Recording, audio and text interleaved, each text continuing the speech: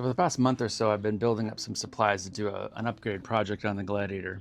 The idea here is to get away from using all manner of water storage and treatment and powered devices and just go to one system for the trip. So I'll show you what we got here. We got well, we'll skip to that in a second, but I want to show you rationales. Like many of you, I think we start off with going to get whatever we can for the trip and we iterate up from there. So obviously everyone knows what that is. I also spent a lot of time with these. These are the Reliance Aquatainers. They're sturdy, but the challenge is I haven't been very successful with them. Had this stowed in the back, had it stowed like this. My experience has been not great. On 2 occasions, this broke off here, and in the middle of a trip, lost all my water. So obviously that's a no-go. As far as a nice cubicle thing, I think if you're not mobile, these are fine. If you're mobile, I don't think these are a great option personally.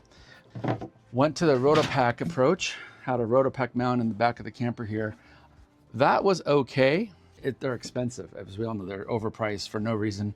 Had a nice mounting system in here for that. It was good for 2 nights. I had my Dometic faucet hooked onto this through a little pump, and the faucet pump, and that worked fine. But again, not a lot of volume. I have used this for probably 2 years or so, mounted in the bed. The thing I liked the most recently was the rinse kit. Just got this, I think on Costco or something a while back. It's great. This nice pump system holds about, I think at least 3 or 4 gallons, but real handy. Took this on the Utah BDR. It lasted for 3 or 4 days. Certainly good enough, but again, it's big. It has its own power supply. I mounted it in the back behind the seat.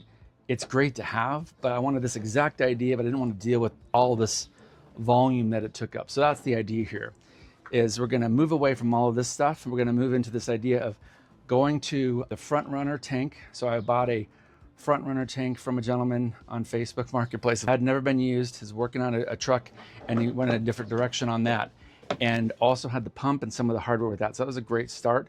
I went ahead and was trying to merge that in with my other system, so we'll cover that right now. So the Molly panel is mounted against the bed rail of the truck. And what we want to do is make sure that the components, if you will, lay out properly here. With the Molly panel, it is a bit tricky because this is a non-standard Molly panel, and you don't want to have a bunch of random washers and nuts and bolts just kind of in there. So there's a special kit with Built Right Industries that you have to mount on here. It's probably not necessary, but I went ahead and did it. What I need to do too is on this is figure out the layout. So in this case, the pump and this SureFlow pump, it can be mounted upside down. I know we're not going to use using that much, so probably would be my first preference, but this is allowable with what they're saying with their literature. This is the product that inlet with the water. So the water is going to come in here from the tank, and then the cable here is with the Deutsch connector. So we already have the Deutsch connector routed in the back of in the bed. So this is already wired up. We're just going to be mounting it here and getting the water flow here. So what we want to do is make sure that we have all this kind of sorted. And then on the accumulator is going to primarily be for the Dometic pump. So that'll give it a nice bit of pressure towards the Dometic pump. I'm also going to see if there's room to mount a splitter. So we do have a splitter valve to come off of this.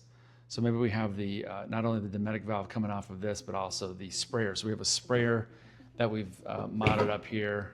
It is just a kind of an RV style plug-in water sprayer. And this will be on the top bed. So if you visualize it, this is the side of, obviously this is the top. So this will be on the top, and then we'll have one outlet of this water going to the sprayer head, and then one outlet going to the Dometic. So in the case of the motor, we want to make sure that these areas here, these rubber bushings, if you will, have a nice place to mount on here. The hole is a little bit small on these for this, and then we want to pull it from the back. So we're going to drill these out a little bit.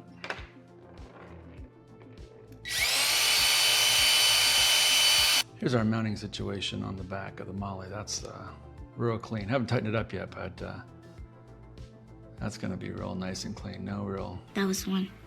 I think that's gonna come out really nice. Hopefully not a lot of falling apart as we go down the road, but 200 miles or so on these trips and vibration, it'll need to be sturdy.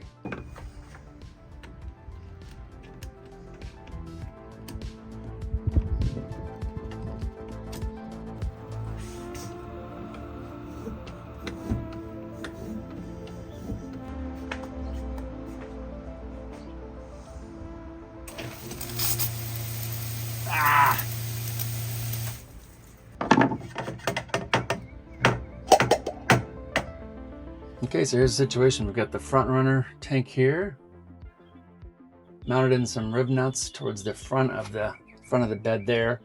It's on some rubber matting there.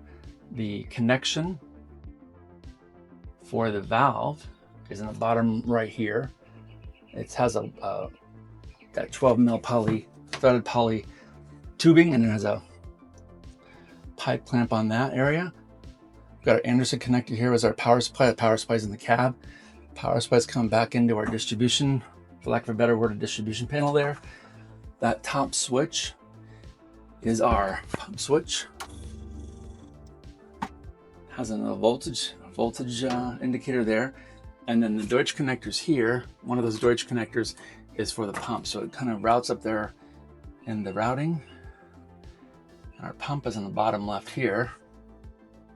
Has our filter there. And then the accumulator, was able to wrap up some of the fittings with zip ties there to kind of keep them out of the way and give ourselves a little bit of leeway for wiggles and things. But yeah, again, on a recent trip, everything worked out real nicely as far as fittings.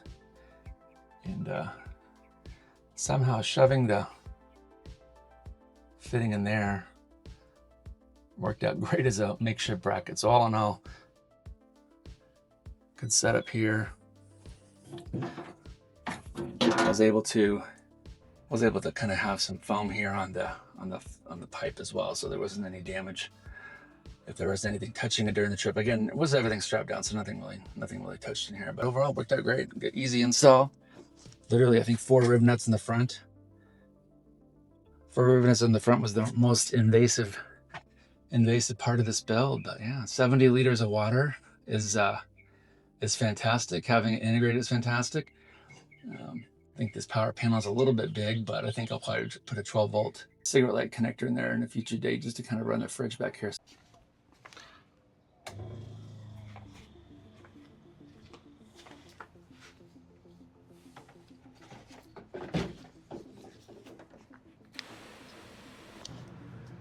So all in all, this worked out real well. Having the pump on the switch hand in hand worked out real well as far as the way the switch is located next to the pump. Being able to seal out of the apparatus, having it being modular inside the bed rack is gonna really work out nicely, I think. Took it on a real quick 3-day trip recently, about a 500-mile trip, about 150 of which was off-road, and had no issues whatsoever with fitness, tightness of the fittings, tubing, everything worked out great. The only real drawback was that the Dometic faucet component wasn't gonna work whatsoever. It didn't like anything related to having any pressure on it whatsoever. So that did not survive the project. But I was worried about the pressure, but having just enough of the pressure on the mist setting worked out just fine on this. So moving away from all those different modular things really freed up probably a third of at least a quarter of the bed space. The tank really isn't in a bad spot whatsoever. Having it there, it's relatively modular on the rib nuts. I think that'll be great in the future, but having it super secure, having the matting underneath that, and no problems whatsoever. Had some nice bumpy roads and no challenges at all. The Molly system for mounting the pump and such to the bed worked out real nice as well. So I hope this gave you some ideas for what you might want to do on water systems for your rig. I think everyone has their own use case, but getting rid of some of the totes is obviously a goal for a lot of people. And in my case, it was kind of editing down from having the different water supplies, the separate tank, the separate electrical pump with the rinse kit, and just kind of moving all that to one system. For me, it makes perfect sense and was super functional on my most recent trip. So thanks for watching. I hope it added to your day. Please don't forget to like and subscribe. Only 5% of you actually subscribe, so I would really appreciate everyone liking and subscribing and kind of bumping up those numbers, and we'll work it out. So thanks for watching. Thanks. Take care.